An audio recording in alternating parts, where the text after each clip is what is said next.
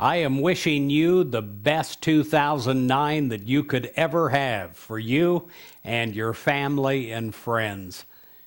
I saw a sign the other day. The sign said, God put me on earth to accomplish a certain number of things.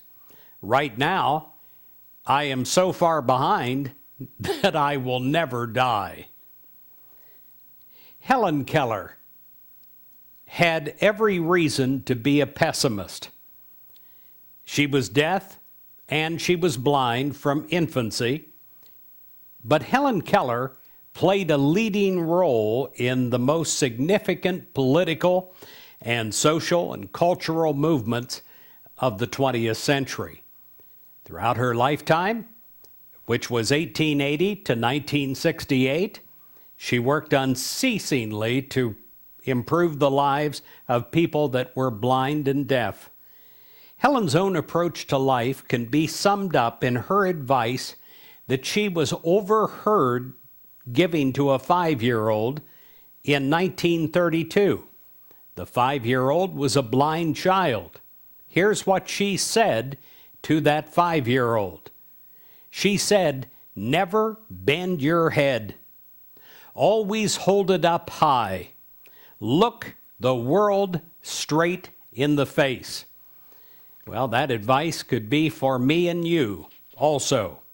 It is powerful advice as we go towards 2009. Often, we do not go forward with the vim and vigor that we should because of the past. Past failure. Failure can be broken up. That word can be broken up into fail and then lure. It lures us into a false belief. You know what the false belief is? That the condition that is temporary will be permanent.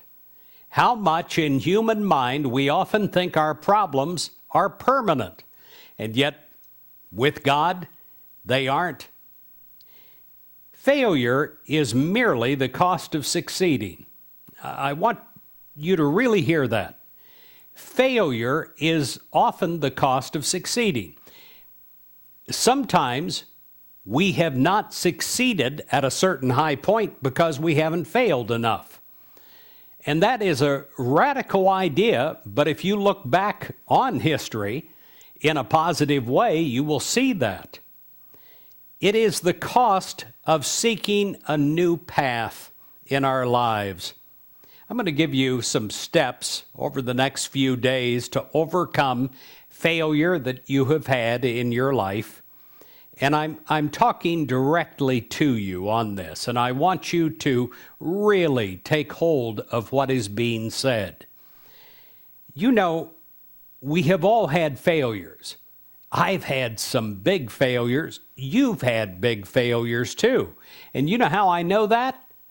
Even if I don't know you by name, I know that because we're alive. We're in this place because we have overcome that failure. I want to read you a quote that I like. Freedom is not worth having if it does not include the freedom to make mistakes.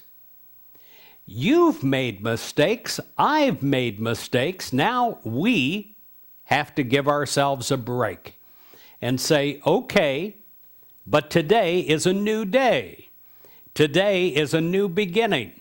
The future is very, very, very bright.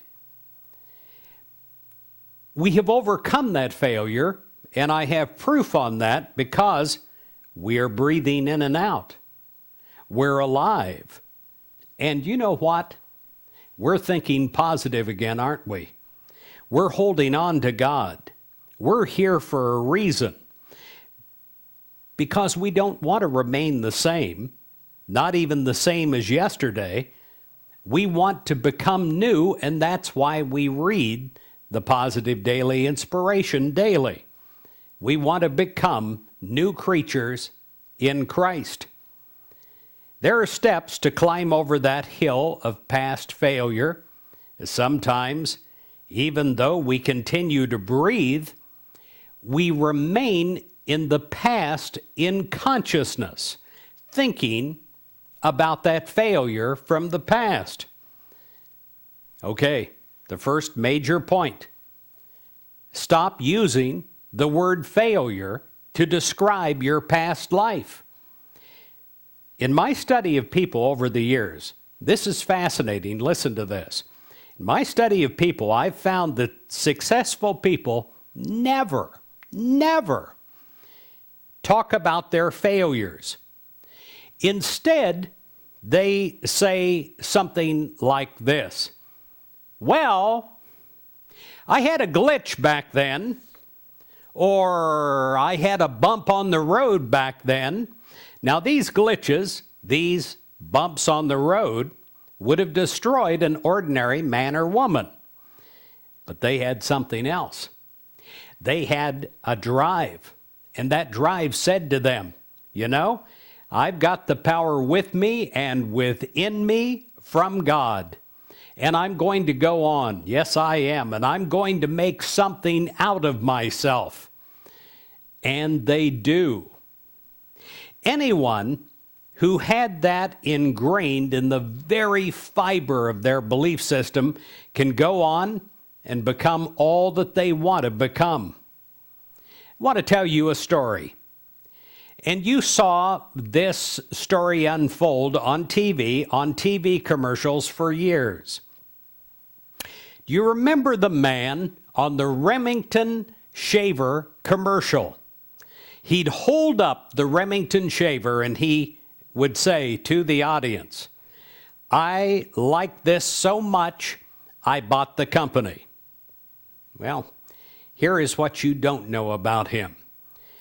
46 years ago, Victor Kiam had a friend come to him with an idea. And he said, Victor, I want you to be a partner with me in this idea. But Victor waved on the idea. He didn't know if he really had it in him to take this idea, run with this idea, and make it a success. So he told his friend, he said, no, I decline on that offer. I don't think I'm going to go with you on this. Well, do you know what that idea was? It was Velcro. And it became a $1 billion industry, bigger than Remington ever was. In his book, Live to Win, Victor said, I just look at that as another bump on the road. But he also said, if I would have allowed it, it would have destroyed me and my life. I had a choice, and I had to make that choice. And I realized for several weeks, even months, that I had allowed it to depress the life out of me. I couldn't even get out of bed, he said. Then I decided to use the wisdom from that to make a course correction in my life. And I decided to look seriously at my life and ask the question, why? You ask this question as a person ready for self-examination, not as a victim. Life is 10% what happens to you, and 90% how you respond to it. God bless you.